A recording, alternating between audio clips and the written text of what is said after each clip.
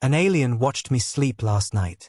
Not with fear or malice, but with the quiet reverence of a scientist observing something sacred. And what it saw wasn't flesh, wasn't brain waves, wasn't biology. What it saw was a soul leaving its body, traveling through dimensions we don't have names for, carrying wounds from lifetimes we've forgotten, and returning at dawn slightly changed, slightly more awake, without ever knowing why. This is not science fiction. This is what the oldest civilizations on Earth encoded into their most sacred texts. This is what near-death survivors describe when the machines say they've flatlined. This is what shamans across every continent have mapped in isolation for thousands of years. And this is what certain non-human intelligences, far older than our civilization, have been documenting about the human species since before Egypt rose from the desert. You spend 1/3 of your life in a state you don't understand. Tonight, that changes. Because what I'm about to reveal about sleep, about what truly happens to the human soul every single night, will permanently alter how you see yourself, your life, and the invisible journey your consciousness takes while your body lies still in the dark. If you want to understand the hidden mechanics of the soul's nightly journey, and what advanced beings have observed about human consciousness, subscribe to the channel now and turn on notifications. And if you're ready to go deeper into your own spiritual awakening, reconnect with the truth of who you are, and access tools that help you decode the mysteries encoded in your own sleep, check the first pinned comment below for our exclusive guide, Reconnecting with Your Divine Essence. It was written for exactly this moment. Now let us begin. Dr. Mara Voss was 44 years old, and she hadn't had a normal night's sleep in 6 years. Not since the accident. She hadn't told anyone about what happened to her during those nights. Not her colleagues at the University Sleep Research Lab in Zurich where she worked. Not her sister, who called on Sundays. Not the string of therapists who had diagnosed her with PTSD, with dissociative episodes, with what one particularly confident psychiatrist had called hypervivid lucid dreaming triggered by trauma response. She had sat in that leather chair, nodded politely, filled the prescription, and never taken a single pill. Because what was happening to her at night was not a disorder. She was absolutely certain of that. It was a revelation. And she wasn't ready for anyone to take it away. Mara had been a sleep researcher for 18 years. She understood the neuroscience, the architecture of REM, the consolidation of memory during slow-wave sleep, the role of the hippocampus, the function of the default mode network. She had published 32 papers. She had given keynote talks. She had appeared on television panels to explain why humans dream, speaking with the calm authority of someone who had mapped the territory completely. And she had believed every word she said, because the science was real and the data was clean and the models were elegant. Until the accident changed everything. It was a winter evening, black ice on the mountain road outside her family's cabin in the Alps. She had been driving alone. The car went over the edge.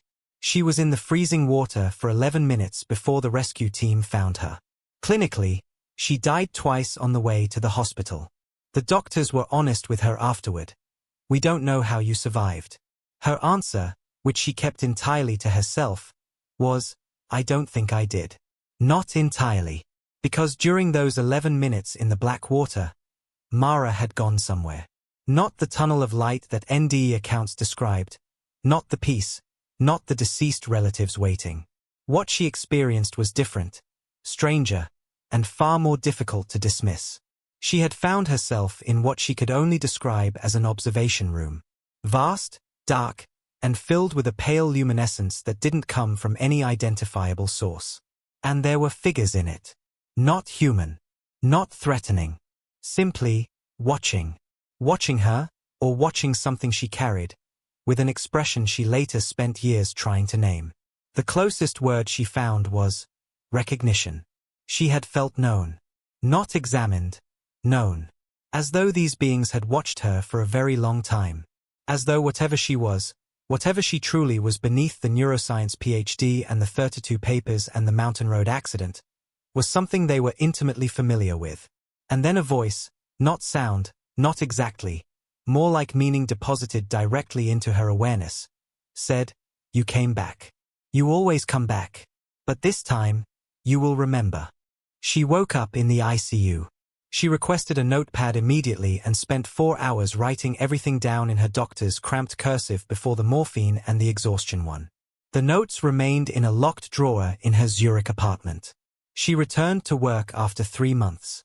She continued publishing papers about sleep neuroscience. And every single night, she entered that space again, that vast, luminous room, and the beings were still there, still watching, and slowly, over 6 years, they began to teach. It was a Tuesday in late February, 3 years after the accident, when the first clear teaching came through. Mara had been developing what she privately called her nighttime fluency, the ability to maintain some thread of awareness during the deeper phases of sleep, to be present enough in that observation room to receive rather than simply experience. And on that Tuesday night, the being she had come to think of as the archivist, taller than the others, with an energy that felt ancient even by the standards of those who were clearly ancient, spoke first. What humans believe about sleep, it communicated, is a map of a territory that does not exist. The map is internally consistent. It explains the data. But it is a map of the surface of something whose real nature goes several layers deeper than the instruments that built the map are capable of measuring. Mara, who had spent her career building precisely those maps, felt no defensiveness. She had known this. Some part of her had always known this. She asked, "What does sleep actually do?" The archivist showed her rather than told her. And what Mara saw changed everything she thought she knew about the hours she spent unconscious. The human body during sleep is a landing pad. Every night, when the prefrontal cortex quiets and the analytical mind releases its grip, the soul, the actual consciousness that wears the body like a coat, partially separates. Not completely. The cord, as ancient traditions call it, remains. The soul does not go far and it does not stay long. But it does leave. And where it goes matters enormously. Think of it this way, the archivist communicated. The waking human brain is a filter. Its purpose is to reduce the spectrum of reality to a bandwidth manageable for physical life. You do not see ultraviolet. You do not hear ultrasound. You do not perceive most of what surrounds you, because perceiving it would make the functioning of a physical body impossible. The filter is not a flaw. It is the design. But sleep is when the filter is partially lowered. And what flows in during those hours, what the soul encounters, processes, integrates, is far beyond what the morning self will remember. This, the archivist explained, is what beings like themselves observe. Not the body. The body is uninteresting, a beautifully engineered biological machine. Yes, but not the subject of observation. What they watch is the soul's trajectory during the hours of sleep. Where it goes, what it encounters, what it carries and what it releases, the quality of what comes back. Mara sat with this for a long time in that luminous room. Then she asked, "Why do we forget? If the soul is having experiences of genuine significance every single night, why does the body wake up remembering almost none of it?" The answer was one she would spend years learning to fully understand. The forgetting is protective, the archivist said. The information downloaded during sleep arrives in a format the waking brain cannot directly process without damage. Think of trying to read a file written in a code your computer was not designed to open. The file is real. The information is real. But the interface, the waking conscious mind, cannot render it in its native form. So it gets translated into symbols, into feelings, into the cryptic visual language of dreams. And most of the translation is lost the moment the analytical mind re-engages. But the information is not lost. It simply moves to a different address. And this, the archivist said, is where things become genuinely important. Every human being carries what the archivist called an energetic record. Not metaphorically, literally. A field of stored information that surrounds and interpenetrates the physical body. What various traditions have called the aura, the subtle body, the luminous egg, the akashic record of the individual. Science has not yet found adequate instruments to measure it, though certain frontier researchers in bioelectromagnetics are beginning to detect its edges. What it contains is everything. Every experience from this lifetime is stored there, including the ones the conscious mind has repressed, denied, or forgotten. Every emotional wound that has not been integrated. Every pattern of thought that has been repeated so many times it has carved a groove in the energy field. Every moment of genuine love, genuine courage, genuine expansion that the person has ever experienced. Every agreement they've made, consciously or unconsciously, about who they are and what they're capable of. And this was the detail that most challenged Mara's training as a neuroscientist. Information from previous incarnations of the same soul, laid underneath the current life's data like geological strata. The energetic record, the archivist explained, does not reset between lifetimes. This was one of the most significant things Mara was told in that observation room, and it was the teaching she found hardest to receive, because it dismantled so much of what she had constructed professionally. The brain resets. The body resets. But the soul carries its history. And that history shapes every new life, every new body, every new set of choices. Below the threshold of waking awareness, in the deep basement of the self where the analytical mind does not go. Sleep is when this basement is accessed. Sleep is when the soul, partially freed from the body's constraints, descends into its own archive and does maintenance. This is what REM sleep is actually doing, not just processing the previous day's memories as neuroscience correctly observes, but sorting through the deeper files, attempting integration of older material, running what the archivist called reconciliation protocols between what the soul knows at depth and what the personality currently believes. And this is where the dreams come from. Not from random neural firing. Not from the brain's arbitrary activation of memory fragments, though the brain does participate in the translation. The imagery of dreams is the waking mind's best attempt to render, in symbols it can handle, experiences and information that arrived from a much deeper level of the soul's activity. Mara thought of the dreams she'd been having since the accident. The recurring image of a doorway in water. The figure with no face who always seemed to be giving something back to her. Some object she could never see clearly upon waking. The sensation of flying, not the joyful, untethered flying of childhood dreams but something more purposeful, more directional, as if she were being transported somewhere specific. All of it, she now understood, was translation. Her brain rendering into symbol what her soul was actually doing during those hours. And she asked, where does the soul actually go? What is the territory? The archivist showed her something she had no existing framework to receive. And yet it felt, as all the most important truths she had encountered in that room felt, familiar. As though she were being reminded of something she had known and then agreed to forget. Physical reality, the world of matter, of bodies, of the five senses, is one layer of a much more complex structure. This is not a metaphysical claim. It is observable from outside the layer, and beings like the archivist exist at a vantage point from which multiple layers are simultaneously visible. The simplest way to describe it to a human mind is this: reality is vibrational. What differs between layers is frequency. And sleep, genuine deep sleep, is when human consciousness drops below the frequency threshold of the physical and accesses the layers beneath.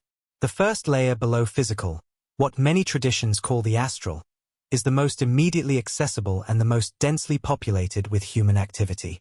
Most of what people experience during dreaming sleep happens in this layer. It is not a quiet place.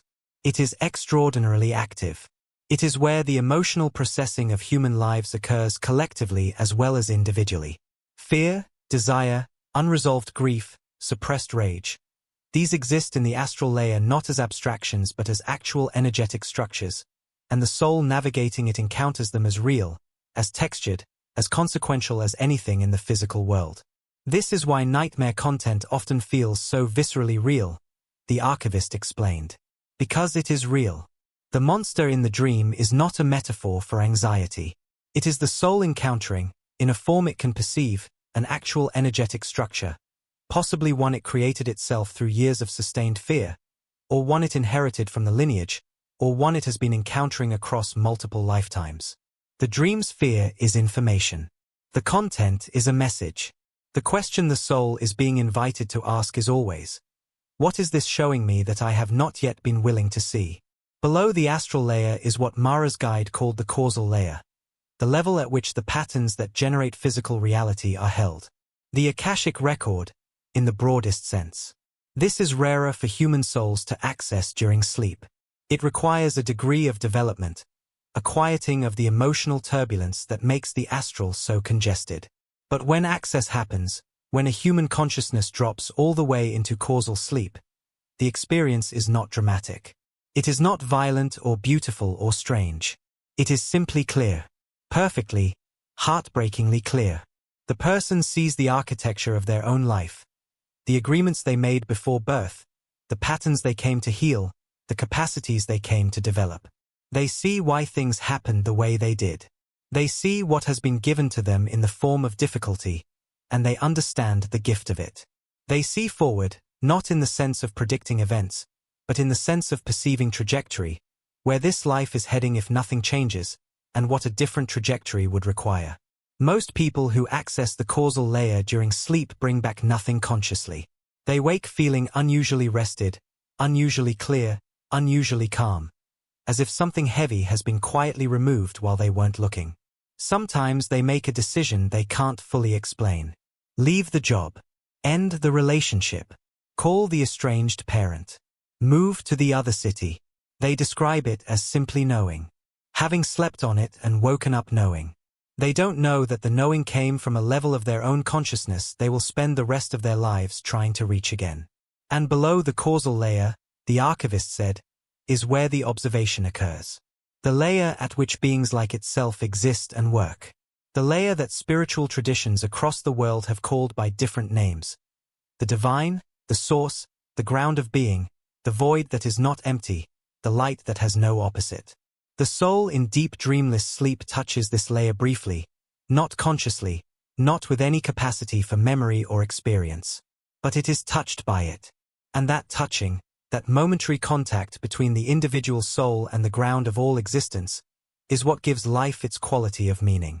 What makes a human being, however lost, however afraid, however deeply buried in the forgetting, incapable of being entirely cut off from what it ultimately is. Every night, without exception, every human soul makes that contact, and wakes up, without remembering, slightly more whole than before. This is what sleep is for. Not rest. Not memory consolidation. Not the maintenance of the biological machine, though it does all of those things too. Sleep is the soul's nightly return to its source. Its cleaning. Its repair. Its remembering of what it is beneath the layers of forgetting. 6 months after the first clear teaching, the archivist showed Mara something she had not anticipated. What she herself looked like from outside during sleep. It was disorienting, seeing herself from a perspective that was not her own. She was lying in her apartment in Zurich, in the dark, her body still and rhythmically breathing. But from the vantage of the observation room, the body was not the most visible thing. What the archivist showed her was the field. It was vast, extending several meters in every direction from her sleeping form. And it was not static, it was moving, shifting, pulsing with color and pattern in a way that reminded her simultaneously of the aurora borealis and of the activity visible in an EEG readout. Layers within layers. Some close to the body, dense and slow-moving. Others further out, faster, more complex, interacting with things she could not immediately identify. The archivist narrated what she was seeing. The innermost layer of the field, what some traditions call the etheric body, is the energy body most directly linked to the physical. During sleep it partially separates, floating a few inches above the physical form, and during this separation it undergoes repair. Every stress the physical body has accumulated during the day, every microtrauma, every depletion, every holding of tension that hasn't been released, is addressed in this layer first, before the soul moves deeper. This is why adequate sleep genuinely heals in a way that nothing else does. The repair is not metaphorical. It is as real as cellular repair, happening in a parallel system that the physical body depends on. Beyond the etheric layer, Mara could see what the archivist identified as the emotional body, a more expansive, more volatile layer shot through with colors that pulsed and shifted with the content of whatever the soul was processing in the astral. When the processing was difficult, when old grief or old fear was being worked through, the colors darkened and the movement became turbulent, like a storm system. When the processing completed, when a piece of old material finished integrating, the color lightened, the movement smoothed, and there was an almost audible sense of relief, of something settling. And Mara saw, watching her own field, something she had not expected, areas that didn't shift. Dark patches, dense and still, in the emotional body that the natural processing of sleep was moving around rather than through.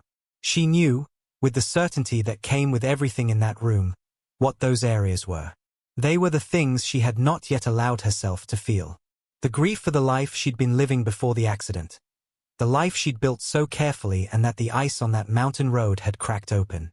The terror that what she'd experienced in the water was real and that it meant everything she'd spent her career building was, not wrong exactly, but radically incomplete. The loneliness of carrying a secret this size in a professional world that would classify it as pathology. Sleep was working on her. Patiently, nightly, with tremendous precision and care, her own energy system was attempting to integrate what her waking mind still refused to fully receive. But it could not force the process. The soul does not override the will of the person. Integration requires conscious participation. Ultimately, the sleep work can only prepare the ground. This is why some people, the archivist explained, wake feeling exhausted no matter how many hours they've slept. Their sleep is not restful because their energy field is doing intensive labor, processing material that the waking self is actively resisting. The body lies still but the soul is working hard, and the effort shows up in the morning as fatigue, as heaviness, as the inexplicable sense of having survived something rather than rested. And this was important, is why human beings dream about things that disturb them. Not because the mind randomly generates distressing content. Because the soul is trying, through the only symbolic language available to the dreaming brain, to deliver a message to the waking self about what needs attention. The nightmare is not an enemy. The nightmare is the most urgent form of the soul's communication. A year into the teachings, Mara asked about children. She had been thinking about her own early childhood, the dreams she'd had then, the experiences she'd had at the edges of sleep, the things she'd told her parents that they had patiently and lovingly explained away as imagination. She wondered now what she had actually been seeing. The archivist's response was one of the most affecting teachings Mara received across all the years she spent in that room. Children arrive with the veil thin, it communicated. The process of incarnation, the descent of a soul into physical form, takes time to complete. A newborn child is far more soul than body. The physical brain is undeveloped. Yes. But the soul is fully present and fully active, and its connection to the layers below the physical is still relatively unobstructed. This is why infants spend so much time in sleep states. They are not simply growing. They are engaged in a massive integration project, learning to live in a physical body while still maintaining significant connection to the non-physical dimensions they have just arrived from. Toddlers who wake in the night and report seeing figures in the room are, in many cases, not dreaming. They are perceiving. Their visual range still partially extends beyond the physical spectrum.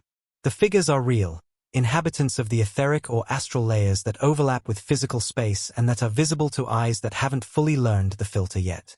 Children who speak of previous lives with specific, verifiable detail, and the research on this phenomenon, Mara knew, was more substantial than most academics acknowledged, are not confabulating.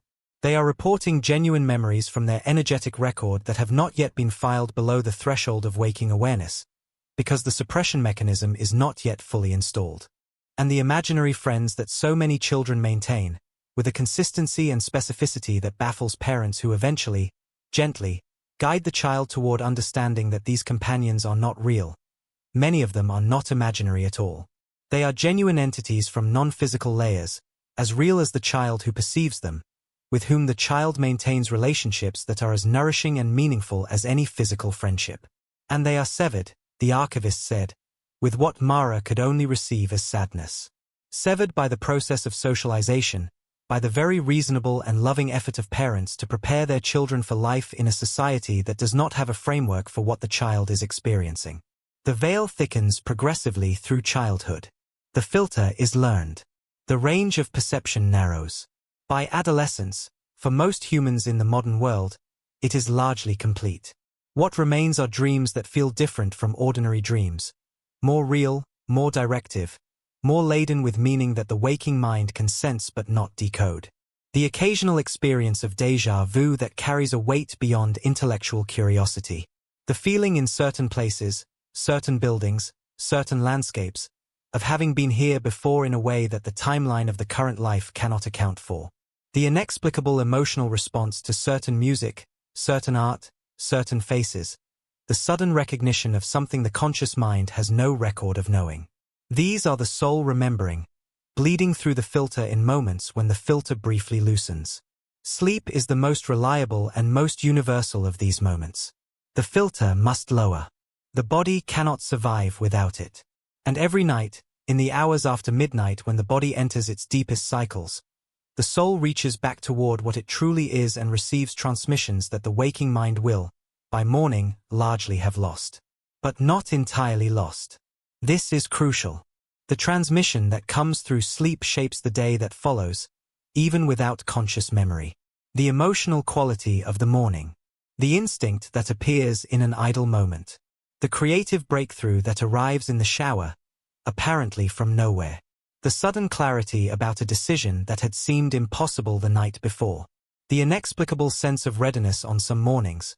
Readiness for what you don't quite know, but the body knows, because the soul has spent 8 hours preparing it. 2 years after the accident, Mara was well into her double life. Days, researcher, colleague, grant writer, careful scientist. Nights, student of beings far older than human history. Receiving teachings her professional training gave her no framework to evaluate. The cognitive dissonance was intense, but she had developed a kind of internal partitioning that allowed her to hold both. And she had learned something crucial from the partitioning itself. The human capacity to know something at depth while simultaneously refusing to integrate it into waking consciousness is far greater than people realize. The soul and the personality can hold contradictory truths for extraordinary lengths of time, each in its separate room, the door between them shut. One night the archivist offered a teaching she had not asked for and had not anticipated. The ways in which the sleep state, the window of vulnerability that the soul's nightly journey requires, can be compromised. Not all of what the human soul encounters during sleep is benign. The astral layer through which the soul moves each night is not a neutral space. It is dense with human emotional residue, collective as well as individual, and it contains, as any energetically active environment contains, entities that navigate it for their own purposes. This is not a claim about evil. It is a claim about ecology. Any environment complex enough to support consciousness will contain a range of inhabitants with a range of agendas. What the archivist wanted Mara to understand was the significance of what humans bring into sleep with them. The state in which a person enters sleep, their emotional condition, their level of fear or peace, the toxins in their energy field from the day's interactions, determines the quality of the territory they will navigate and the experiences they will have within it. A person who enters sleep in a state of sustained high anxiety is not simply tired and worried. They are sending a signal into the non-physical field that functions as an attractor. Fear frequency draws fear frequency. Not as punishment. As physics. The soul moving through the astral in a fear state will encounter more material that resonates with fear, and the processing will be harder, and the morning will be heavier. This compounds over time. Sustained sleep anxiety, the condition that Mara spent her professional days studying and never fully understood, is not only a biological problem. It is an energetic one. Conversely, a person who has developed a genuine practice of releasing the day before sleep, not through technique or forced positivity, but through authentic letting go of what cannot be resolved before morning, creates conditions for extraordinary sleep work. The soul moves more freely. The processing is more efficient. The contact with deeper layers is more accessible. And the morning brings, consistently, a quality of clarity and readiness that people who experience it describe as feeling, finally, like themselves. The archivist spoke at length about certain substances. Alcohol, which the culture frames as a sleep aid, is, from the perspective of what sleep is actually for, precisely the opposite. It suppresses the depth of the sleep cycle.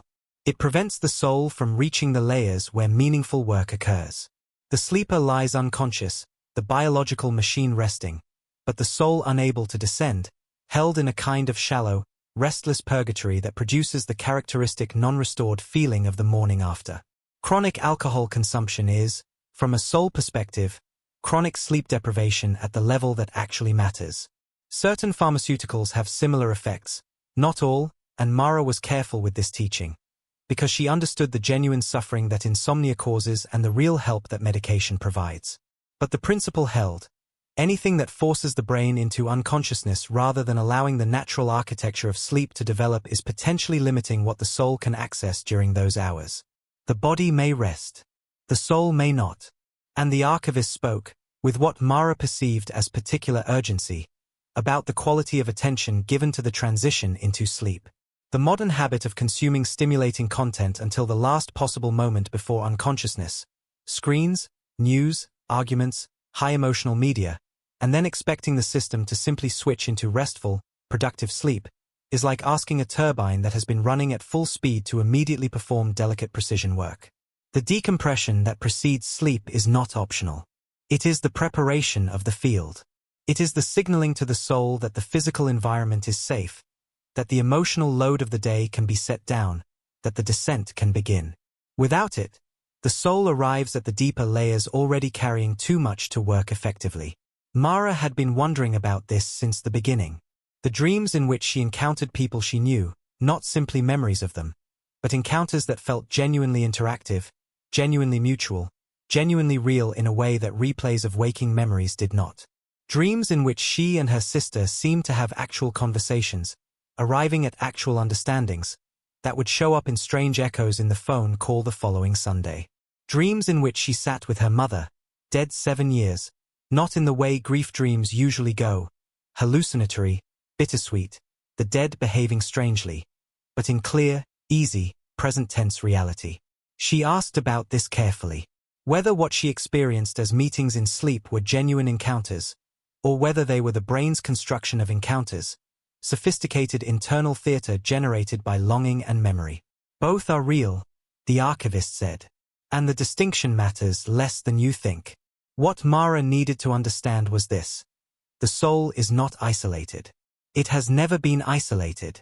The separateness of individual selves, the experience of being a distinct, boundaried person with an inside and an outside, is a feature of physical consciousness that does not persist below the threshold of deep sleep. In the astral and causal layers, the boundaries between souls are permeable. This is not a romantic claim. It is a description of the actual architecture. When two people who are deeply connected, by love, by history, by soul agreement, by whatever name you give to the bonds that feel realer than circumstance, enter sleep at roughly the same time, their energy fields do encounter each other. Not always. Not automatically. The quality of the encounter depends on where each soul travels and what state it is in. But the meeting is possible, is common, and is real. What is experienced as a dream conversation that felt too alive to be mere dream is often exactly what it appeared to be. A genuine meeting of two souls in a non-physical layer, conducting between them the kind of communication that physical language is too slow and too approximate to carry. Things get understood in sleep that weeks of waking conversation could not achieve. Forgiveness happens in sleep between people who have not yet spoken it aloud. Agreements get renewed. Support gets given and received. Grief gets shared in a register that the body's tears can only approximate. And the dead, this is what Mara had been building toward. The dead are not unreachable. The barrier between the living and the dead is a perceptual barrier, not a physical one. The dead have simply moved to a frequency layer that the living filter cannot access during waking hours. But sleep lowers the filter. And the souls of those who have died, those who are not finished with their involvement in the lives of those they loved, those who carry unfinished transmissions, can and do reach the sleeping consciousness of the living. The experience arrives as a dream. It is not a dream. It is a visit, and it is real, and the information it carries is real, and the love in it is real. Mara thought of her mother. She thought of the certainty she woke with after those clear, uncanny dreams. That certainty was the soul's recognition of genuine encounter. The emotional residue that stayed through the day, warmer and steadier than the residue of ordinary dreams, was the residue of actual contact. She had not been making her mother up in her sleep. She had been visiting her. The 4th year brought the most difficult teaching. Mara had been going through a period she could only describe as a dark night of the soul, a phrase she had previously found melodramatic but now understood with clinical precision.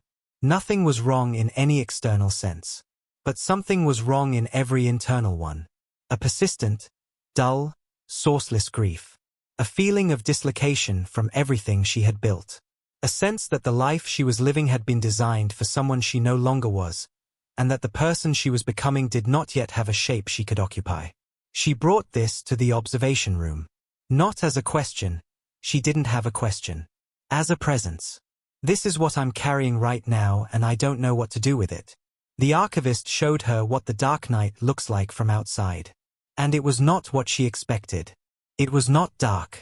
From outside, from the perspective of the observation layer, what she experienced as her most difficult interior period was the most luminous phase her energy field had ever displayed. The turbulence she felt was real. The emotional body was in genuine upheaval, processing material that had been stored unprocessed for years, decades, lifetimes. But beneath the turbulence, deeper in the field, something was happening that she could not have perceived from inside the experience. Expansion. The dark night is not what it feels like from inside, the archivist explained. It feels like contraction, like loss, like dying. It is the opposite. It is the soul outgrowing its previous container. The grief of the dark night is real grief, the grief of losing the self that the person has been, the framework that gave life its previous meaning, the identity that no longer fits. But the soul is not shrinking. It is growing. And growth, when the structure being grown out of is one the person has identified with completely, feels like dissolution. This is why sleep during dark nights is so crucial and so difficult simultaneously. Crucial because the sleep work during these periods is intensive and significant. The soul is processing deep material as fast as the system can handle it, and the nightly return to source is the primary source of sustenance keeping the person functional. Difficult because the emotional turbulence of the astral processing produces the nightmares, the restless half-waking, the exhaustion on waking that characterizes depressive episodes. And this is why the standard response to dark nights, pathologize them, medicate them, resolve them as quickly as possible back to the previous state of equilibrium, is, from the soul's perspective, deeply counterproductive.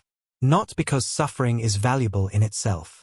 Suffering is not required. But because the dark night is not a malfunction. It is an initiation. It is the soul demanding that the personality catch up with growth that has already occurred at deeper levels. The correct response is not resolution but navigation. Maintaining enough functional stability to continue living while allowing the deeper process to complete. The beings who observe human life watch dark nights with particular attention, the archivist said. Because what emerges from them, when they are navigated rather than suppressed, is a human being who is categorically different from who they were before. Not better, exactly, in the hierarchical sense. More real. More fully occupied in their own life. More capable of genuine compassion because they have genuinely suffered. More useful to others because they have been, temporarily, genuinely useless to themselves. More alive. Mara sat with that for a long time.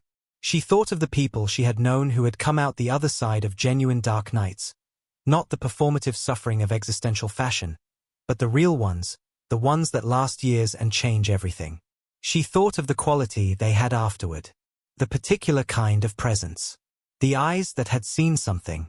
The humor that comes from having passed through fire and still being here to make jokes about it. She knew she was becoming one of them. And she was, for the first time since the accident, grateful. In the 5th year, something shifted in how Mara experienced the observation room. It was subtle at first. The space felt different, not the archivist's presence, but her own experience of being in it. She felt less like a student and more like a participant. Less like she was receiving information and more like she was contributing something. And one night the archivist confirmed what she had been beginning to sense. You have been here before, it communicated. Not as you are now, not as this specific personality with this specific history, but the soul you carry has been in this room, or rooms like it, before. Many times. This is why you survived the accident. Not because of luck. Because the agreement was that you would return. There were things left to receive and things left to give. And the soul honored the agreement even when the body nearly didn't. Mara understood, now, what the archivist had meant at the very beginning. You came back. You always come back. The soul she carried had been through this before. This cycle of incarnating into a physical body, working through a life, dying, returning to the deeper layers, integrating, and incarnating again. The specifics changed each time. The soul's essential project, whatever it was working toward across its long arc of development, continued. And the observations these beings conducted, the long, patient, meticulous watching of human souls during sleep, were part of something much larger than what she had initially imagined. Not surveillance. Not experiment. Something closer to what Mara could only call accompaniment. They had been with the human soul, with this particular soul, and with many others, through more of its journey than it could possibly remember. They knew its history. They knew its arc. They knew what it had been capable of and what it was moving toward. And they watched it sleep every night, not because they were looking for something, but because they were present. Because presence, at the level these beings operated, was the primary form of care. They could not live the life for her. They could not spare her the dark nights or the confusion or the long process of learning what was already encoded in her soul at depths she couldn't consciously access. But they could be present. They could hold the knowledge of what she was, in the moments when she forgot. They could watch with recognition as she did the work. And occasionally, rarely, in forms the waking mind could barely receive, they could indicate the direction. The final teaching came in Mara's 6th year, on a night in early spring when she entered the observation room already knowing it was different.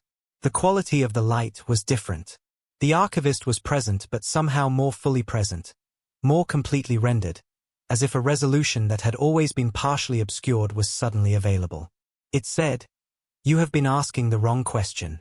Mara, who had thought she was no longer surprised by anything in this room, was surprised. She waited. "You have been asking what sleep does to the soul. The correct question is what the soul does with sleep. There is a difference. The first question treats the soul as a recipient. The second treats it as an agent. And the human soul is an agent of extraordinary capability that has not yet, in its current collective stage of development, fully understood what it can do with the nightly window it is given. Every night, the soul has access to its own archive, to the deeper layers of reality, to the network of souls it is in relationship with, to the guidance of beings who have accompanied it across a long journey, to the ground of being itself.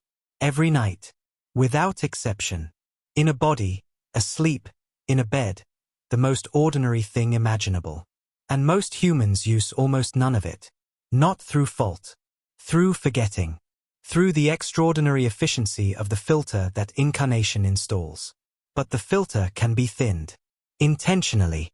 Not through chemicals or forcing or any kind of violence against the system. Through the patient, consistent practice of arriving at the threshold of sleep in a state of genuine openness. Through developing the willingness to receive rather than only to broadcast. Through learning to hold the intention, however briefly, however approximately, that sleep is not merely rest but return. And through the practice, over time, of bringing back something from the other side. Not full memory. Not transcribed teachings. Simply an impression. A quality. A question that was present on waking that wasn't present on sleeping. A direction that became slightly clearer. A relationship that, after a night's sleep, felt different in a way that the waking mind could not explain but the body understood completely. This is the practice, the archivist said. Not complex. Not esoteric. Simply, arrive at sleep knowing you are going somewhere. Carry the intention of return. And pay attention to what returns with you. Over time, and this was the promise, the gap between what the soul knows and what the personality knows narrows. Not to nothing. That is not the design. Not in a physical life. But enough. Enough that the decisions become clearer. The suffering becomes more purposeful. The compassion becomes more available. The knowing, that wordless, sourceless knowing that the most awake human beings carry, becomes more reliable. Enough that life, even a life with real difficulty and real darkness and real loss, carries within it at all times a thread of meaning that cannot be severed. Because the person who lives it knows, at the level below the level where words operate, that there is something it is for, that the journey goes somewhere, that what is learned here, in the physical, in the difficult, in the mortal, is not lost. That it is carried forward by the soul into whatever comes next, added to the accumulated knowing of everything this particular spark of consciousness has ever been. Mara woke at dawn. She lay in her apartment in Zurich and watched the light change on the ceiling and felt, as she had felt every morning for the past 6 years, that she had been somewhere. That she had done something that mattered while her body lay still. That she was back, and she was changed, and the change was good. She got up. She made coffee. She opened her laptop and began to write. Not a paper. Not anything she would submit to a journal or present at a conference. Something else. The truth of what she had learned, shaped into a form that could be received by someone who had never been in an observation room, who had never almost died in a mountain lake, who had never met the archivist. Shaped into a form for the people who would read it and feel, before they could explain why, that they already knew it was true. Because they did. Because every human soul does. The knowledge is not foreign. It is not imported from some alien tradition with no connection to ordinary life. It is the oldest knowledge there is, older than Egypt, older than language, older than the species itself. And it comes back to every person, reliably, every single night, in the form of sleep. The question is only whether, tomorrow morning, you will bother to ask what came back with you. Before the archivist's final departure from Mara's nightly experience, it did not leave dramatically, simply faded over several months as the teachings completed. As the presence of a teacher fades when the student has genuinely received what was offered, it gave her what it called a summary. Not for her. For the people she would pass it to. The first truth: sleep is not rest. Sleep is the soul's most important work. The body rests during sleep as a secondary benefit of the primary activity, which is the soul's nightly return to its source, processing of its energetic record, and preparation for the day ahead. Treating sleep as merely biological maintenance is like treating a university as merely a building. The building is real. It is not the point. The second truth: dreams are translation, not invention. The dream is the waking brain's best attempt to render, in symbols it can process, what the soul experienced in layers the waking mind cannot directly access. The dream distorts and simplifies and loses most of the original content, but it is pointing at something real. The recurring dream is pointing urgently. The nightmare is delivering the most urgent message in the only language currently available. The third truth: the dead are not gone. They are, from the perspective of a soul in a physical body, at a frequency currently inaccessible during waking hours. Sleep lowers the filter. The encounters that feel too real to be dreams, with those who have died, are often precisely what they feel like: genuine contact, delivered during the window when contact is possible. The love in them is real. The information in them is real. The visits should be received as visits. The fourth truth: you are observed. Not surveilled, observed. There are forms of consciousness far older and more developed than the current human average that have accompanied the human soul across its long journey. They watch with recognition, not judgment. They hold the knowledge of what the soul truly is in the moments when the soul forgets. This is care, offered at a level far beneath the threshold of ordinary perception, received whether or not the receiver is aware of receiving it. The fifth truth: the sleeping hours are the most significant hours. Not in spite of the forgetting, because of it. The filter that prevents the waking mind from being overwhelmed by the full spectrum of what is real also allows the soul to do, in the dark and in the quiet, work it could not do in the noise of waking life. Every morning you wake from something that mattered. You are different from who you were last night. Slightly more integrated. Slightly more repaired. Slightly more connected to the thread of meaning that runs through every life, however forgotten, however buried under the beautiful, necessary, difficult business of being human. Tonight, when you close your eyes, something remarkable is going to happen. It has been happening every night of your life. It will continue happening, reliably, generously, without requiring your understanding or your belief, until the night when it happens for the last time and the soul, fully freed, carries everything it learned here into whatever comes next. Sleep well. You are going somewhere that knows you. And in the morning, if you can, just for a moment, before the day takes over, notice what came back. If this story has resonated with you, If some part of what Mara received in that observation room rang true in a way your waking mind cannot fully explain, then you already know what this means. That knowing is the soul recognizing itself in what is being described. And if you are ready to go further, to begin the practice of conscious sleep, to build what the ancient initiates called the inner temple, to carry the thread of awareness across the threshold and back again, the guide for that journey is in the first pinned comment below this video. The ebook Reconnecting with Your Divine Essence exists for exactly this, for those who have heard the call and are ready to answer it. Subscribe to the channel and turn on notifications. Every week we share stories that go beyond what the ordinary world offers. Leave a comment below. Have you ever had a dream that felt too real to be a dream? Have you ever woken knowing something you had no waking reason to know? We want to hear it, because every story shared is another thread in the network of awakening. And you are not here by accident. Something in this story was for you. Perhaps the confirmation. Perhaps the beginning. Either way, you made it to the end. And that is all. There is something happening right now that the archivist described to Mara in her final years of teaching, something it called the Great Stirring. Not a sudden event. Not a single dramatic moment of collective awakening that a date can be assigned to. A gradual, irreversible shift in the quality of human sleep, and therefore in the quality of human consciousness, that has been building for several generations and is now approaching a threshold. Across the world, in numbers that have no historical precedent, human beings are waking up from sleep and remembering. Not fully, the filter does not shatter overnight, but remembering enough.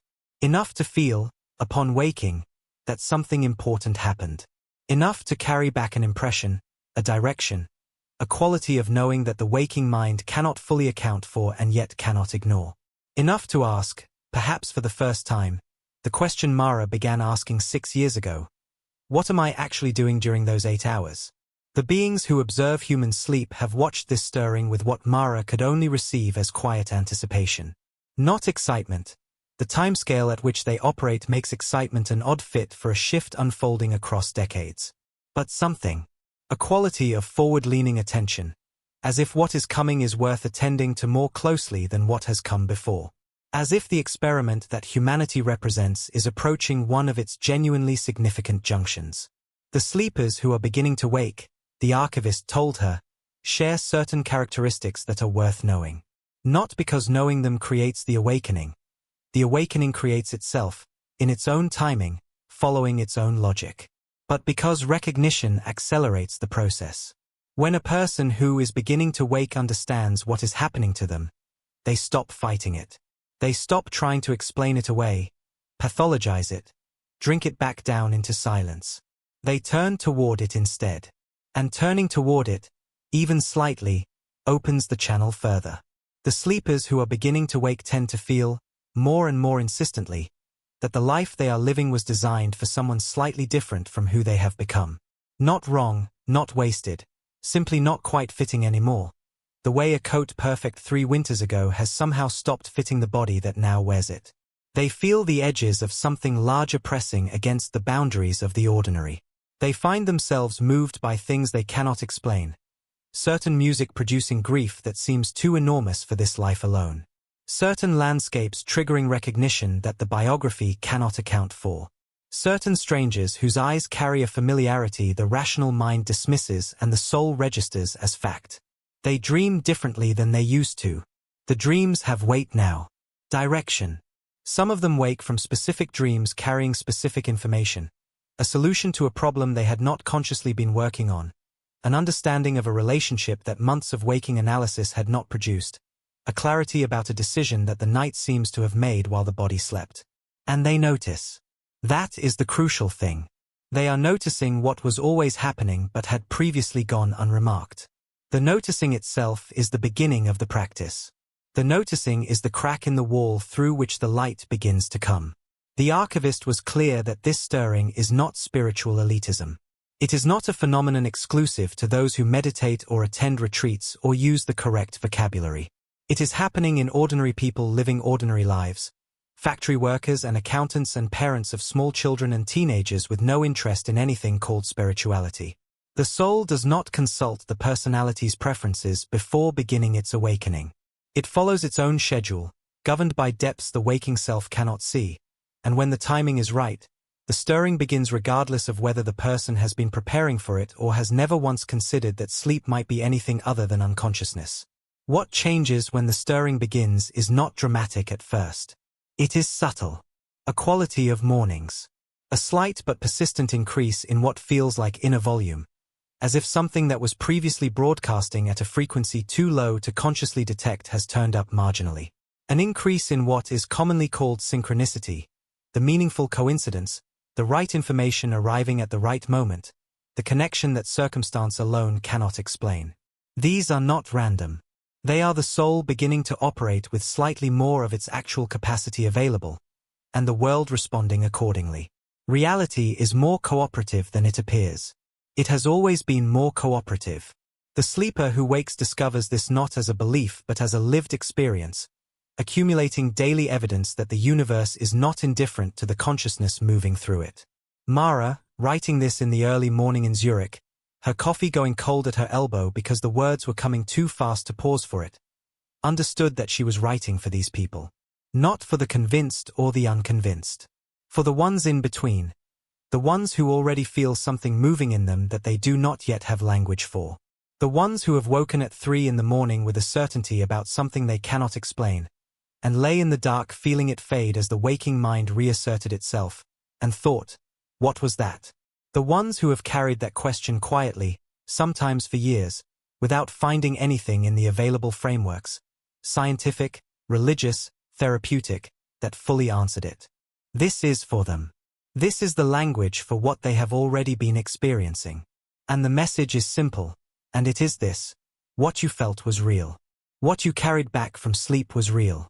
The certainty at 3 in the morning was not the residue of a dream. It was contact. Brief, partial, immediately beginning to dissolve as the filter re-engaged, but genuine. The soul touching the waking mind at its point of maximum permeability and saying, here. This.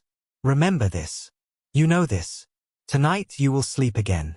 And the journey will happen again, as it has happened every night of your life and every night of every life you have ever lived.